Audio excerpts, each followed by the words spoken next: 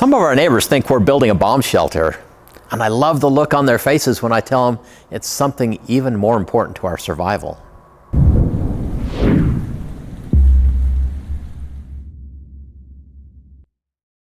Hey, Provident Preppers, I'm Jonathan. And I'm Kylene. And our neighbors, seriously, have been going crazy talking about the Joneses building a bomb shelter. And quite frankly, we're building something that's actually much more important, at least we think so, than a bomb shelter. Now, with everything that we do, we always do a risk assessment first. And as John and I have been looking out into the future, it seems more and more apparent to us that hard assets are the way to go, and that money in the bank isn't quite as secure as what we would like to think. So we make choices, and that's what we do every day of our lives. And in this case, we made a choice that maybe it's time to take some of that retirement savings and use it for something for her Christmas present, actually. Wait. Okay, in order to build this beautiful greenhouse, I had to take out 100% of my retirement. Yeah. I have no more retirement. And you're calling it my Christmas present? Well, it is your Christmas present. And I'll take good care of you. Yeah, I hope so. Now with the greenhouse, I know that sometimes people might think we have a lot of money.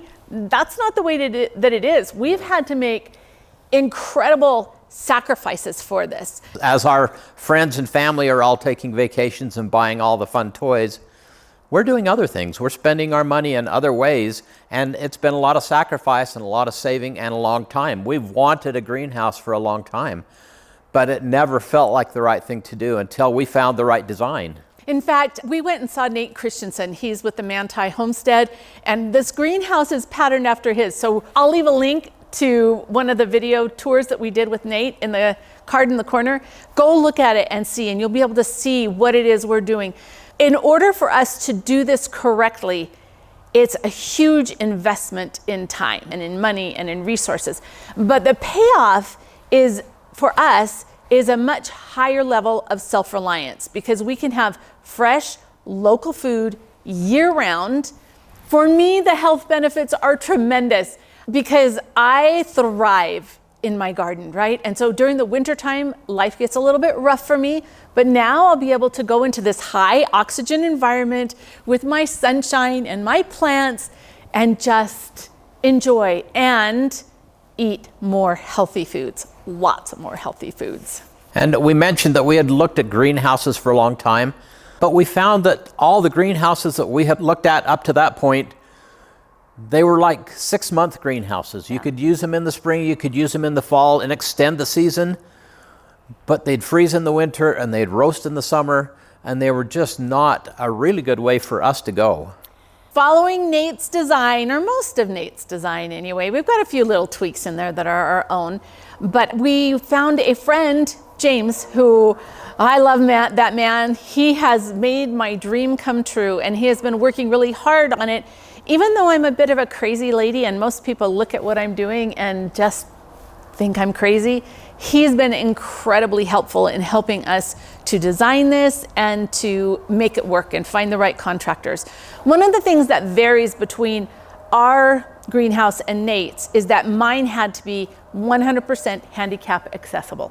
So we did that by using an existing sidewalk as our entrance and having basically level sidewalks coming in with the sidewalk all along the bottom. You know, if we're one of us in a wheelchair or in a walker, we can still get in there, we can still do our thing, we can enjoy the fresh air, the sunshine, the oxygenated air. High oxygenated air from all those plants. Yeah, the sunshine, and we can play in the greenhouse even if we're not as physically able as we are right now. Yeah. And it's not very far out my back door. And that was another thing, because the further something is away, the more you think about it before you go and get it. And so for us, it's right outside of our back door, and it just doesn't take much. Now, this design is very unique because, as you can see, it's partway underground because we want to take best advantage of the earth and that natural insulation factor.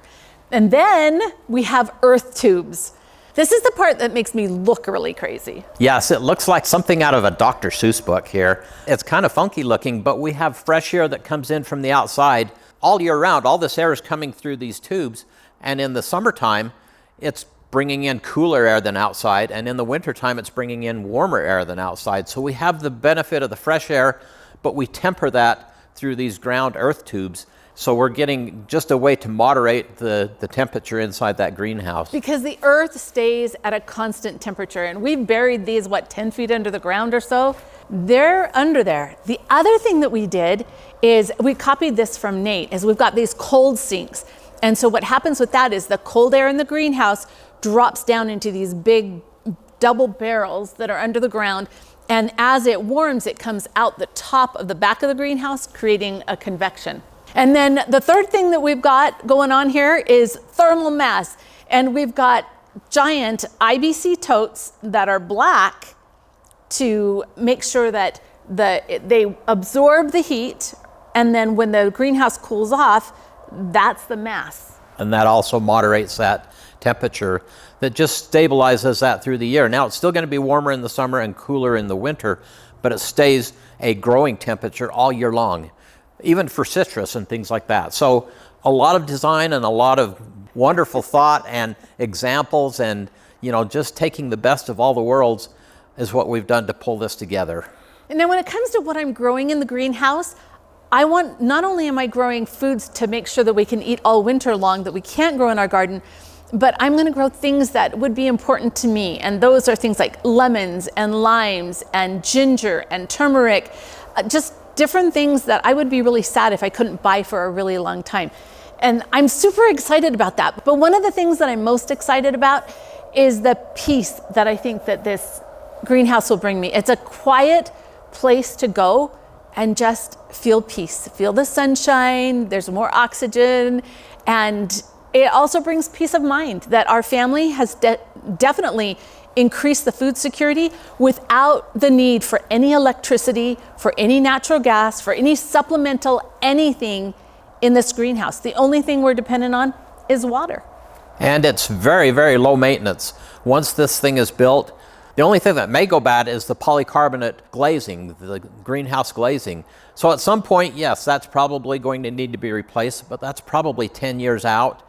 And we will have some extra polycarbonate glazing stored so that we can just fix that if we ever need to. You'll be seeing a lot of my greenhouse in the future, especially on our new sister channel, the Provident Gardeners. If that's something that excites you or interests you, follow us and we'll talk more about the greenhouse and what we're growing and how we're able to accomplish this. One of the important points that I wanted to make was that of community. And we talk about community a lot, but that's the way this came about. Is James was working on some other projects for us, and he started talking about this excitement that he had to build a greenhouse and one that would work. And he looked at Nate's, and so we took him over to visit Nate's, and he's been working with us on this, and he will eventually build his own.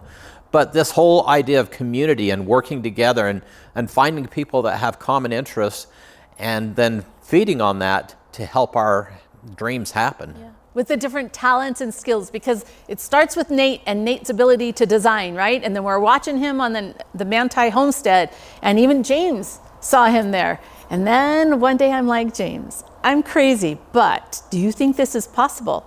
He's like, oh yeah, I'm designing one for myself. So it is all about community. And we've met so many great people because we couldn't do this on our own. No. We have to have other people help us. And we've learned so much, and I am incredibly grateful that this dream is coming true.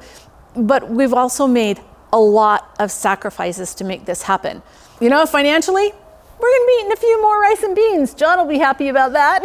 But again, back to community, we also see this as a way of benefiting our community.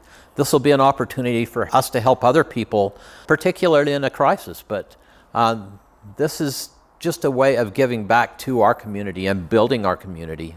Now for the question of the day. What sacrifices are you making right now to make sure your family is taken care of in the future? Share with us. Let's talk about this in the comments. And thanks for being part of the solution.